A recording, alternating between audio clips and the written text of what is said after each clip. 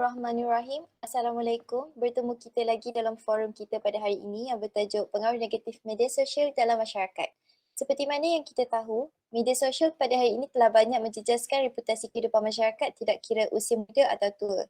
Bersama saya adalah 4 orang panel tidak asing lagi iaitu saudari Amira Syahira, Nurliana, Aini Zahira, Nur Fariha dan saya Nadirah tak lain dan tak bukan selaku motivator kita pada hari ini.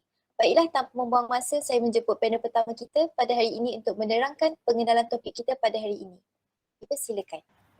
Definisi media sosial. Media sosial merupakan suatu platform yang digunakan untuk berinteraksi dengan kawan-kawan, keluarga dan juga guru yang duduk jauh dengan kita.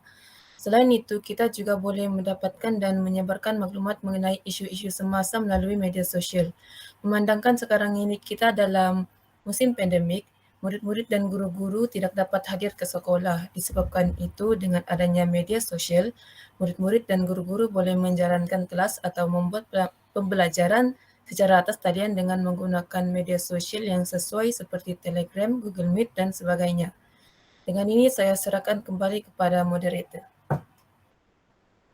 Terima kasih kepada panel pertama kita untuk hujah yang disampaikan. Seterusnya, saya menjemput panel kedua kita untuk menghuraikan sedikit sebanyak kadar penggunaan media sosial di Malaysia. Dipersilakan saudari. Terima kasih kepada moderator. Kadar penggunaan media sosial di Malaysia. Berdasarkan statistik We Are Social Hootsuite yang dikeluarkan pada tahun 2021, statistik menunjukkan kadar peningkatan sebanyak 86% iaitu bersama dengan 28 juta pengguna di media sosial dalam negara Malaysia dan menunjukkan peningkatan daripada 2020 iaitu 81% yang bersamaan 26 juta pengguna. Selain itu, statistik juga menunjukkan penggunaan media sosial di kalangan umur 25 hingga 34 tahun menunjukkan persentasenya tinggi berbanding umur yang lain. Seterusnya, sebanyak 99.4% bersamaan dengan 27.83 juta pengguna di Malaysia menggunakan media sosial dengan menggunakan peranti telefon bimbit. Dan yang terakhir, di Malaysia pengguna menghabiskan selama 3 jam 1 minit sehari serta bilangan akaun media sosial per pengguna sebanyak 96 akaun. Saya kembali kepada moderator. Sekian, terima kasih. Terima kasih kepada panel kedua kita. Sekarang sudah terang lagi bersuluh bahawa media sosial boleh membawa kemudaratan terhadap diri masyarakat pada hari ini. Jika dua panel kita tadi telah menerangkan tentang pengenalan dan kadar penggunaan media sosial, saya ingin menjemput kembali panel pertama kita untuk menguraikan isu semasa pada hari ini. Isu pertama ialah isu remaja bunuh diri. Faktor bunuh diri seperti penggunaan media sosial secara berlebihan boleh menyebabkan kesihatan mental kita terjejas sehingga menyebabkan kemurungan. Kemurungan inilah yang membuatkan para remaja sentiasa berfikiran negatif, bahkan mereka berniat untuk membunuh diri. Ketaksuban terhadap media sosial merupakan salah satu faktor remaja bunuh diri. Ketaksuban ini menyebabkan remaja menjadikan media sosial sebagai tempat untuk meluahkan perasaan dan juga tempat untuk menyelesaikan masalah. Untuk dijadikan contoh, seorang remaja menjadi mangsa bunuh diri selepas memutuskan sama ada perlu hidup atau mati melalui akaun media sosialnya. Faktor seterusnya ialah kurang didikan dan perhatian. Kebanyakan remaja sekarang kurang didikan agama daripada ibu bapa dan juga mereka sentiasa kurang perhatian yang secukupnya terutamanya dari keluarga dan rakan-rakan, dan ini menyebabkan remaja untuk menghabiskan masa mereka dengan media sosial. Dengan ini saya menjemput pula panel ketiga untuk membahaskan tentang isu semasa yang seterusnya. Dipersilakan. Terima kasih kepada moderator. Seperti yang sedia maklum, isu skema merupakan topik perbualan hangat untuk penghuni di media sosial. Skema merupakan penipuan untuk mendapat keuntungan seperti Makau scam dan Love scam. Penipu cyber atau skamer kebiasaannya akan memanipulasi mangsa dengan memberi tekanan dan ugutan sehingga mangsa menjadi takut dan terpedaya. Selain itu, menawarkan pakej percutian yang murah juga merupakan taktik skamer untuk mencari mangsanya. Misalnya, sewaktu tamat Perintah Kawalan Pergerakan, rakyat dibenarkan untuk melancong ke Pulau Langkawi. Jadi, skamer membuat akaun palsu dengan menawarkan pakej semurah RM280 untuk 4 orang bagi percutian 3 hari 2 malam. Ya, kedengaran seperti tidak logik. Tetapi ada yang tertipu akibat terpengaruh dengan iklan di media sosial dan akhirnya mangsa berputih mata dan skamer hilang entah ke mana. Rakyat seharusnya bijak untuk berfikir dan membuat analisa sebelum percaya iklan di media sosial supaya tidak mudah tertipu. Terima kasih. Terima kasih sekali lagi kepada panel ketiga atas lantaran tentang isu semasa iaitu isu scammer. Isu seterusnya akan disampaikan oleh panel keempat kita. Dipersilakan saudari. Pornografi merupakan bahan bertulis atau visual yang merosakkan akal fikiran dengan menjadikan penontonnya ada keinginan seksual. Bahan-bahan terlarang ini begitu banyak dan mudah didapati dalam pelbagai platform media sosial. Seperti yang kita tahu, negara sedang melawan penularan wabak COVID-19. Dengan itu, masyarakat akan lebih meluangkan masa dengan media sosial. Pengguna media sosial yang tidak mahu membezakan hal baik dengan hal buruk akan senang dipengaruhi oleh pemikiran dari luar. Contohnya, mereka akan cenderung mempamerkan aurat yang berlebihan di media sosial untuk tujuan mendapatkan like. Menurut Lembaga Penduduk dan Pembangunan Keluarga Negara, pada tahun 2014, data menunjukkan sebanyak 35.3% remaja Malaysia terdedah dengan bahan pornografi dengan 60.8% sumber utama pemrograhan bahan lucah adalah melalui internet. Sekian dari saya. Terima kasih saudari atas pandangan yang telah diberikan. Seterusnya dijemput saudari Nur Fariha untuk memperkukuhkan lagi isu semasa pada hari ini. Terima kasih kepada moderator. Ingin membentangkan tentang penyebaran maklumat palsu tentang isu kesihatan. Tersebar luas dari kumpulan anti-vaksin yang tidak percaya vaksin mengenai virus COVID-19. Sebenarnya vaksin tidak menjejaskan tubuh badan. Anti-vaksin ini sentiasa mengeluarkan pelbagai hujah tentang vaksin, tapi sebenarnya hanyalah tipu sahaja. Dan disebabkan itu, ia membawa kepada kerisauan kepada masyarakat. Tersebar pelbagai mitos juga sebelum era pandemik ini seperti kencing manis yang hanya berlaku pada orang tua, walhal ia berlaku juga pada orang muda. Sekian, saya kembali kepada moderator. Jika panel-panel sebelum ini tadi telah menerangkan dan memberikan beberapa contoh isu semasa yang berkaitan media sosial, soalan saya kembali kepada panel keempat. Bolehkah saudari jelaskan faktor yang mempengaruhi nilai negatif penggunaan media sosial? Dipersilakan. Baiklah, saya akan membentangkan faktor yang mempengaruhi nilai negatif media sosial. Yang pertama ialah kurang perhatian dan kasih sayang. Pendedahan kepada teknologi yang tidak terkawal mampu memberi impak buruk sehingga generasi sekarang berdepan dengan cabaran yang besar dalam mengenal erti kasih sayang sebenar. Individu yang gemar menutur frasa yang dianggap lucah, terutama di media sosial juga dianggap sebagai kurang kasih sayang dan mahu menagih perhatian masyarakat. Sebagai contoh, seorang remaja menutur perkataan seperti al-utuh dan memuat naik di YouTube sehingga mendapat perhatian dan menjadi ikutan oleh masyarakat. Perkara ini amat membimbangkan kerana mereka berasa seronok tanpa berfikir batas dan perlu dikawal sebelum ia menjadi suatu normal sehari-hari. Okey, seterusnya ialah merasakan apa yang dilakukan tiada kesan buruk.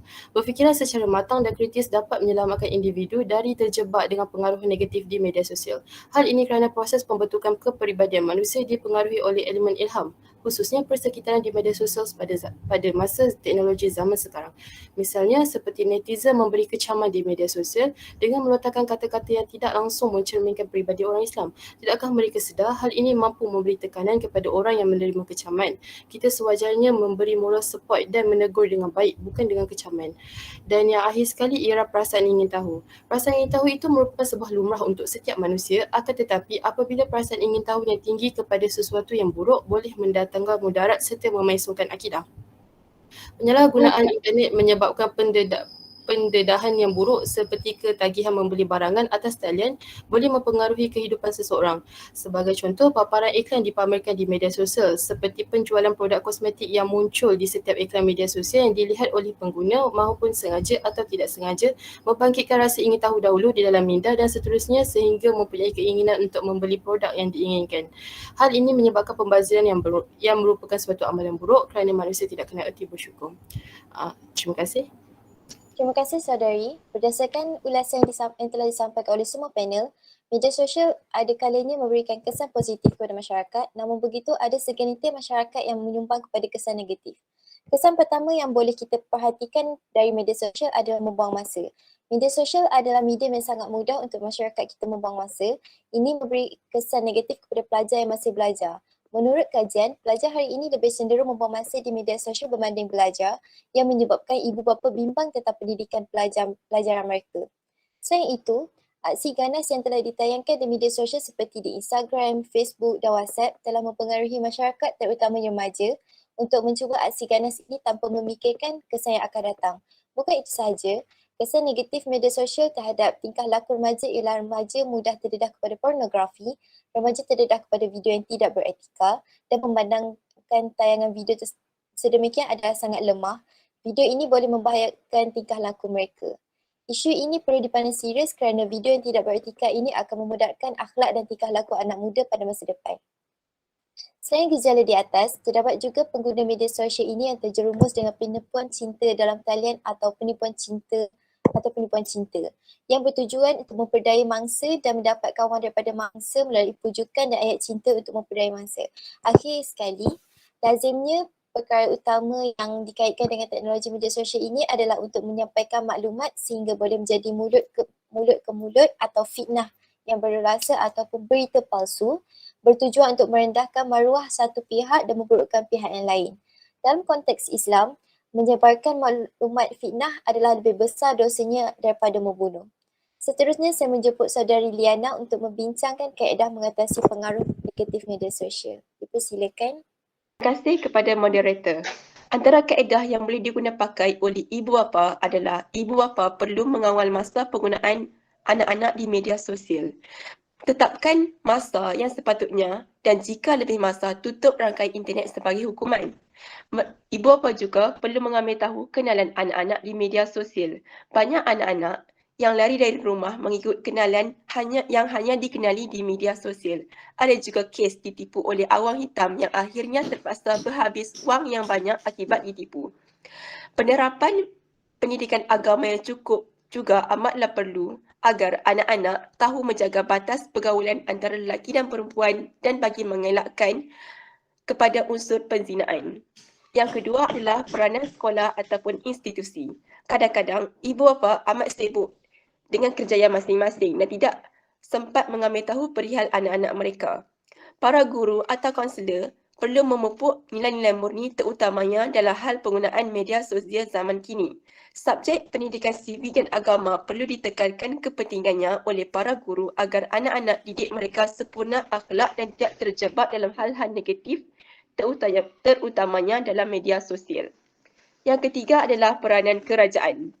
Suruhanjaya Komunikasi dan Multimedia berfungsi menapis unsur-unsur negatif yang terdapat dalam platform media sosial. Penetapan akta seperti akta komunikasi, akta jenayah komputer dan akta fitnah telah dibuat oleh kerajaan untuk menjadikan rakyat lebih berdisiplin. Unit Siasatan Jenayah Internet terhadap Kanak-kanak yang merupakan hasil kerjasama PDRM dan Suruhanjaya Komunikasi dan Multimedia bertujuan untuk memberteras jenayah pornografi yang berleluasa dalam platform media sosial dan internet. Mereka menggunakan teknologi canggih untuk mendapatkan data bagi membolehkan pendakwaan terhadap pesalah. Sekian dari saya. Terima kasih saya ucapkan kepada keempat-empat ahli panel kita kerana sudi hadir dan sudi menyuarakan pendapat masing-masing. Moga apa yang kita dapat hari ini tidak sekadar masuk telinga kanan, keluar telinga kiri. Nampaknya masa amat mencemburui kita. Jadi saya menjemput panel pertama untuk beri sepatah dua kata sebagai kesimpulan kita pada hari ini. Secara kesimpulannya, seperti yang kita ketahui, media sosial memberi banyak kemudahan yang sangat berguna kepada masyarakat. Namun begitu ramai yang menyalahgunakan kemudahan tersebut sehingga memberi impak negatif terhadap diri. Oleh itu, dengan adanya akal fikiran, kita hendaklah bijak untuk membiasakan perkara baik dan buruk bagi menghindarkan diri dari perkara-perkara yang mampu menjatuhkan maruah diri, keluarga serta agama Islam. Terima kasih. Maka dengan itu sekian daripada kami. Terima kasih. Assalamualaikum.